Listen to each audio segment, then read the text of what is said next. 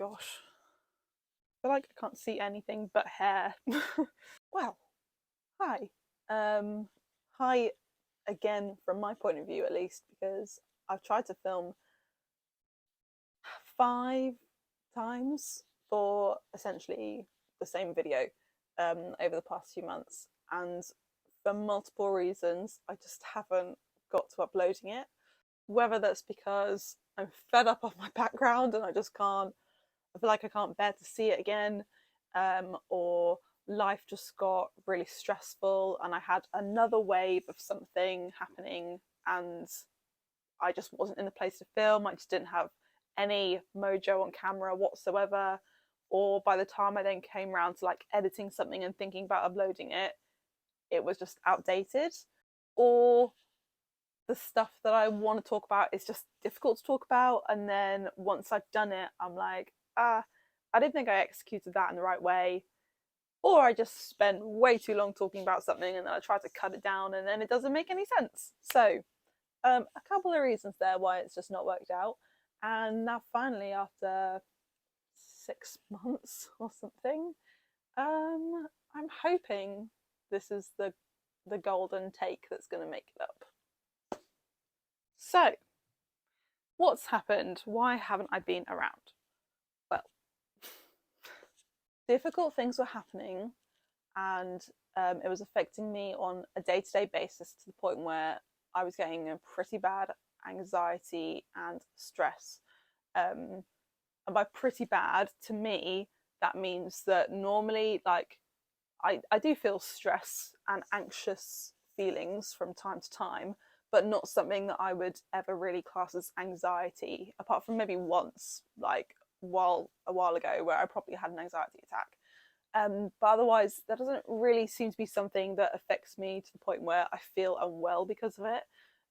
Whereas I was just going through a new season of life where that was becoming my day-to-day experience, and I was having lots of physical symptoms of stress and anxiety, and I was going to see doctors about it, and got to the point of going down the route of medication, but then it never actually happened because my medication order didn't go through. So I never received it and I went without it. So, you know, maybe that was a good thing in retrospect because I think I was able to get through the things that I needed it for without it. Then I left my youth work job, which I had for 5 years with different employers and different churches, just because that was the nature of how the role worked out, but it was all the same job.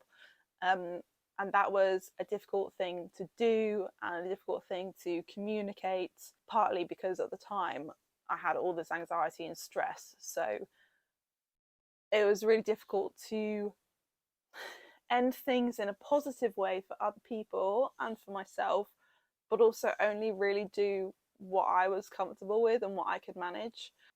And I don't think many people knew the anxiety that was going on behind things. So that was quite difficult to feel like I know I can only give this much and I know why, but other people don't necessarily know that. So I feel quite vulnerable about that. But that was just kind of the way it had to be, and did the best that I could. But that was a tricky thing because youth work is all so centered around relationships with people. So it all felt like quite a sad thing. So now I work as a receptionist in a really fun place of work. Like, to me, it's fun. It's not just like an office job inputting information, which I thought that being a receptionist might be. Actually, it's really fun, and I'm still quite involved with young people, which I love. So that's been a surprise. That's worked out really well. And I'm pretty much full time there, which is great because in the jobs that I've had, I've never really been able to have like a secure full time job because most youth work jobs just aren't like that. And that was the avenue I chose to go down. And that's all a weird timetable. So trying to figure out that role around a second job, making them work together, very difficult, very exhausting. I did that for a while with this receptionist role and my old youth work role. So I was doing 42 hours a week with weird hours everywhere, and doing some level of work every single day of the week, which was very hard, but that was just kind of the reality of the situation, and it took away the financial stress I was having with only doing a part-time youth work role. So, you know, then I got engaged, and I picked a great day to talk about this because I got horribly chipped nail varnish on. So in that respect, I'm very happy, and that was a very good thing that happened.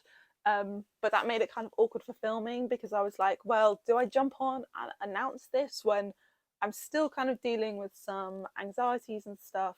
And I'm in a process of easing my way out of that and like recovering. So it doesn't quite feel authentic to just come on and be like, I'm engaged, and not explain any of the more negative stuff that's happened. So how do I do both? Or do I leave out the engagement thing and talk about anxiety and stuff with my ring on in videos and just not address it? Or do I take my ring off and pretend that I'm like, I don't know. That just felt weird. Then the house saga began, which has been particularly brutal in the last few days. So obviously they're starting to plan a wedding, and a lot of people had told Will and I that the most important thing is to get the date set and tell people the day. But you can't really do that without exploring a lot of venues. Because Will and I want to get married this year, to us, we were like, well, that's really going to narrow down our choices of venues. So we can't be too picky. We need to figure this out. But also, we want to make sure we've got somewhere to live when we get married. So house hunting began at the same time as Wedmin, which has been an absolute mad rush. It feels like I'm doing admin and responding to emails every single day and trying to keep up with a lot of different things, and that is tricky. And unfortunately for Will and I, we found a beautiful house that was perfect for us. And it wasn't like perfect in the sense of it's a mansion with so many acres of land and it's got this and that. And no, it was like perfect because it was perfect for us and really wonderful. And we got quite far in the process of obtaining that house, and then things were going wrong. And then it was like, okay, well, there's this solution that we could try if we're really quick and work on this. And then it looks like it's going to work, and then it doesn't. And then, okay, but now there's this that could give us a bit more hope, and then it didn't work. So it's all come to quite a painful end with that particular house.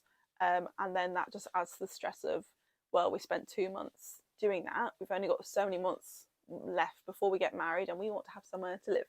So, and I feel like at the moment, I'm okay talking about it. But when I say it's been a brutal few days, it's been very brutal. There have been a lot of tears, a lot of stress headaches, but equally a fair amount of numbness because I'm absolutely so exhausted with trying and being hopeful and excited for something, but a reasonable amount, not being too excited because things can go wrong, and then they do go wrong, but then they kind of go right. So it's a very stressful period. I'm someone who likes to be prepared, and I get excited for things, and that just makes me really motivated to try and sort things out. And at the moment, we're clearly not at that step, and it's not going to work out for us to try for a house until we get other things sorted. And that just puts some pressure because I want to know that we're going to have somewhere to live for when we're married, and it's going to be sorted, and we can be married, and this house thing would be done, and we don't have to wait and try for something else and live somewhere temporarily and then move somewhere when something that is appropriate for us becomes available. And that's just me and my human nature of it. So trying to put all of that in a YouTube video and find a time when I feel up to talking about things and feel like I can talk about stuff in a way that's like appropriate for me to put out there online has been a tricky thing. But I really miss YouTube, and I miss doing ministry stuff because I don't have the same opportunities and the same lifestyle now that I did when I was doing youth work. So yeah, I really miss it, and I want to get back into it. So with all going well, if I'm able to get this video up, then hopefully that'll be like a stepping stone into me being able to, oh, I forgot about one of the other things that I did. Hopefully with me getting this video up, I'll be able to then talk about more things that have gone on while I've been away and do individual videos on things like going wedding dress shopping and what that's like, and the stereotypes of buying a house and wedmin, and how I'm finding that they're actually playing out for my situation. Because some of them I'm like, oh, I really get this, and other things I'm like, no, you kind of think this is the problem, and actually, really, this is kind of the problem. But maybe other people just aren't talking about it, or maybe it's just me experiencing it. I want to talk about the stuff. And an engagement ring. Me and Will went out together and we chose the engagement ring together before we even got engaged, which I guess is not a typical way to do it for some people. But I think there was a lot of good stuff in that. And it was quite a funny day experience. So I'd like to share that. And the thing that I forgot that I also went through over the past 6 months is that I did a bereavement journey, is what they called it, a bereavement journey.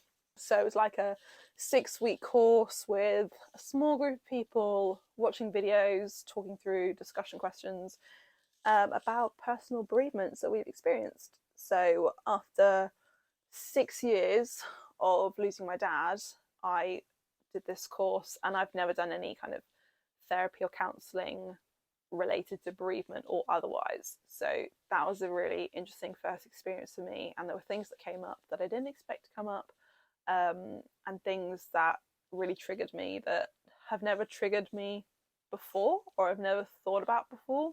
So all these things I like to do videos on, but I've just needed to do an initial one just to first talk to you about stuff. So hopefully this video's been okay.